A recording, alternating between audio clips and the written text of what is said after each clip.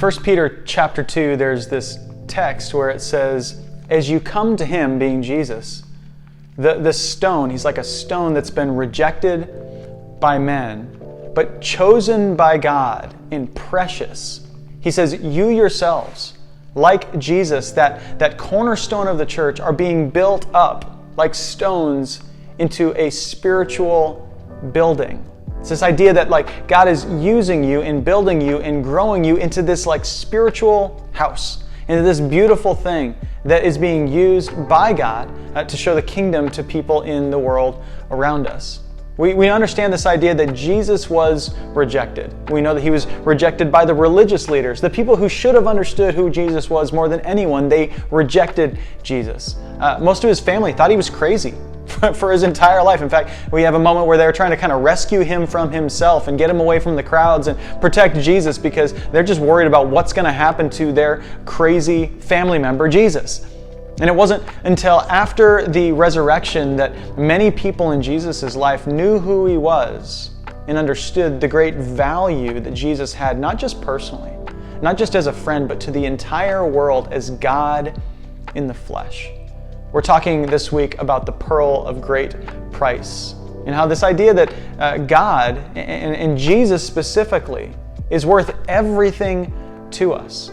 And one thing I used to do as I grew up with my grandfather is we'd go to auctions. I love going to auctions. I still love stopping in today. You grab a soda, you walk around, you look at somebody else's stuff, and then everybody's bidding on the items. And what you'll see at an auction is that things will go for outrageous prices sometimes, and other times they'll go for dirt cheap.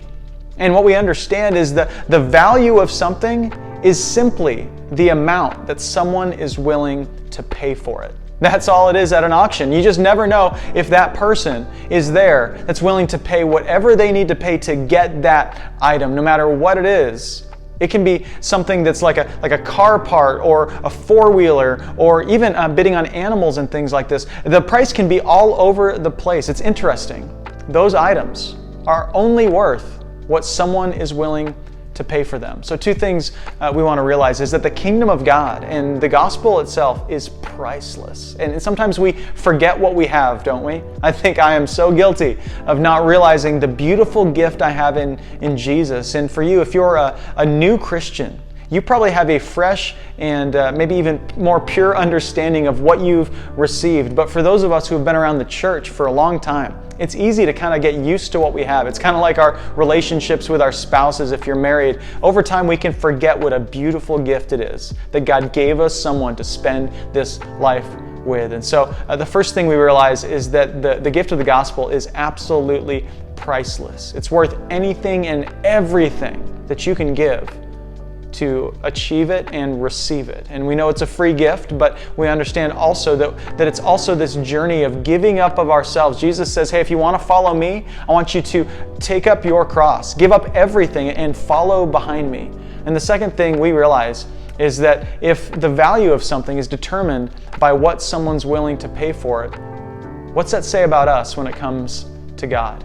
God must love us so much and he's willing to send his son to die for us. So if you're feeling like someone who's not valuable today, if you have maybe some struggle with depression and in the sense that like, man, do I even matter in this life? Know this, you matter enough for the creator of the universe to come and to die with you on his mind.